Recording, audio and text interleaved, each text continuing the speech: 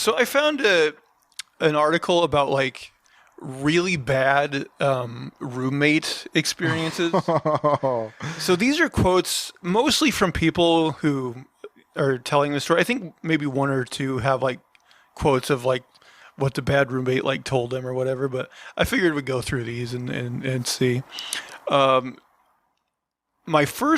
this is number one. My first college roommate hated doing laundry, so he wore my underwear Oh no. without asking when his were dirty.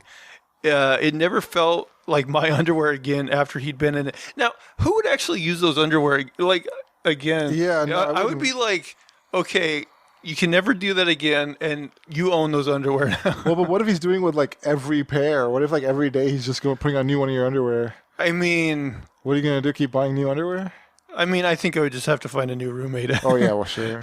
But of course, what sucks is like depending on your monetary situation, though, that might not be completely Right. feasible. You know, Yeah, it takes time to kick somebody out too, like to Yeah. replace them. Yeah. or find a new place if you want to be the person that. Right. Yeah.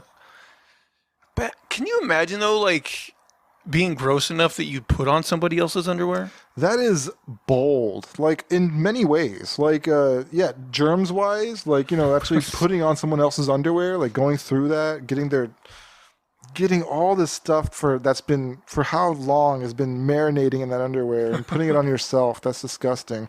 But then also just the social constructs that we have in society that would make it awkward for you to even do that. Like, it's so weird that somebody would be like, okay, the consequences of this action they're okay. I can put on this person's underwear. That's fine. I can deal with the consequences. Like, I would be so ashamed and embarrassed. Right, Like, exactly. Oh my gosh. And then when you actually have to face the consequences, when your roommate's like, "Are you wearing my underwear?" I'd be like, he knows. Like, there's too many things. Like, Maybe they had similar looking underwear, and the guy's like, he'll never find out. maybe I don't know. That's a bold move, man. it is. Yeah. And also, I think there's a stat that says like, on average, guys like keep their underwear for like 7 years Oh, okay. before like get new ones. My underwear is usually, if I get new ones, it's because my old ones are falling apart. Mine too. Yeah. Yeah. I'm like, I'll wear these until they're friggin' holy rollers, you know? Right. Man, Swiss cheese underwear. I swear, like my dad at times would keep underwear until they were basically just like the waistband. These are so bad. Just straps on the waist. Good to go. My mom would do his laundry, and I'm just like, "Holy cow! You need to buy more." Okay, here's number 2.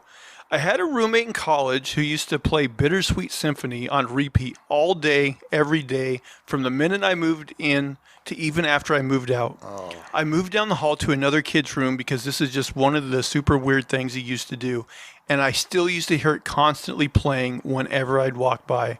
I really used to like that song too, but it's a ruin for me now.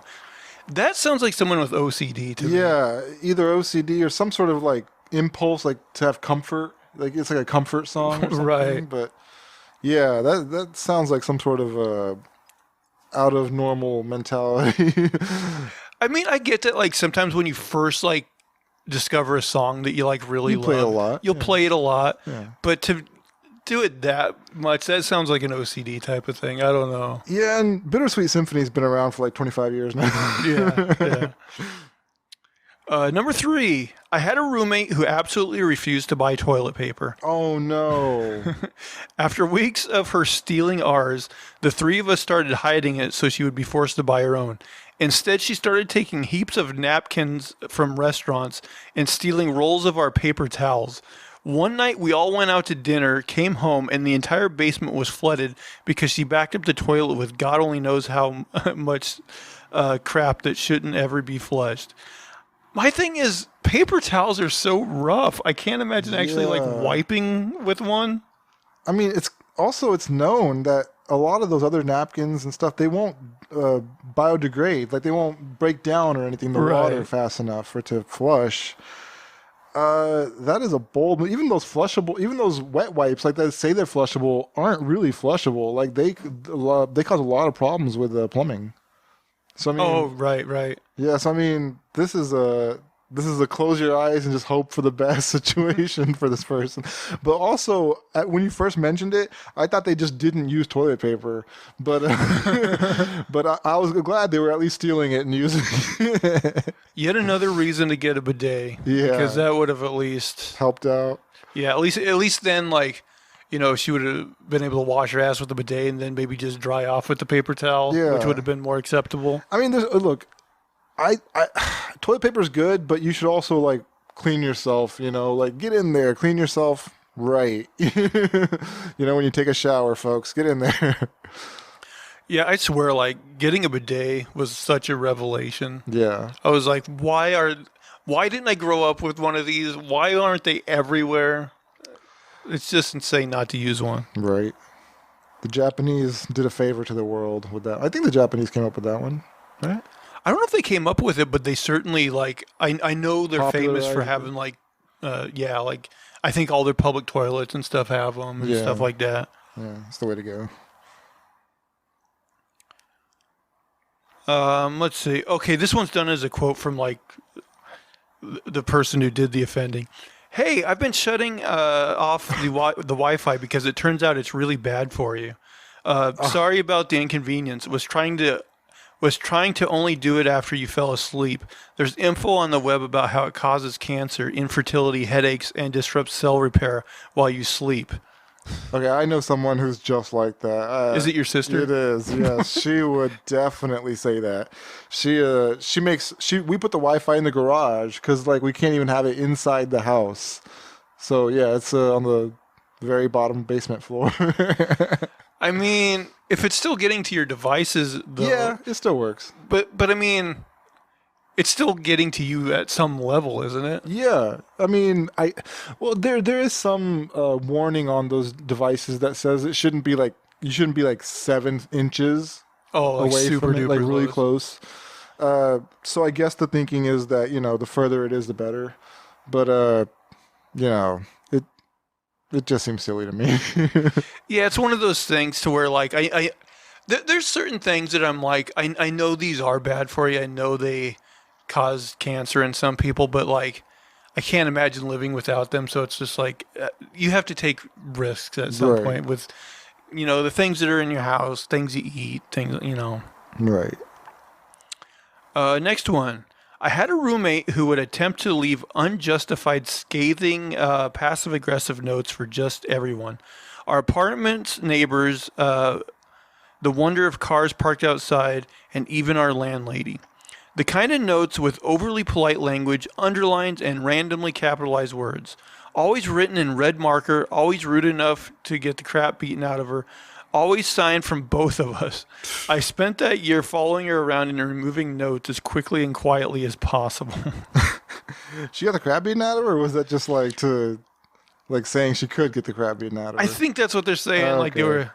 were. Yeah. But then I don't know. It's because it was both like, oh, they use polite language, but were written in a way that could get the crap beaten out of it. So I don't. Okay. I don't know. Next one. First year of college, my friend's roommate came stumbling into their dorm room one night. It was blatantly obvious that she was drunk beyond reason. She started shouting, "I need to go to the bathroom," which woke up my friend. She saw her roommate staggering back and forth through the doorway, but stayed in bed because she really didn't know how to react. Before the roommate left to go to the party, she'd placed her white Mac laptop on her chair by her desk. So what we think happened was that the white from the laptop on the seat made the chair look like a toilet in the mind of the drunk roommate. She approached the chair, pulled down her pants, and sat on her laptop. There was only one way this could go. Although her laptop was covered in pee and poop, she denied that this ever happened. Oh my! I mean, I don't know if you can deny it at that point. Yeah. Oh, she got to pay for that. That's ugh. She pee and poop on her own laptop or on her friend's No, laptop? her friend's Yeah, roommate's she's gotta laptop. pay for that. Yeah. It's brutal. I mean, yeah, I would definitely be. I'd be like, you're paying the rent for the next however long this takes to give me a new laptop. Yeah. Next one. A meme was posted with a container full of dirty utensils, mainly spatulas. that were clearly not clean. The meme read, "My roommate thinks these spatulas are clean and still uses them." Oh. I mean, it's not as bad as pee and poop on your laptop. Yeah, it depends on what they're dirty with. Pee and poop?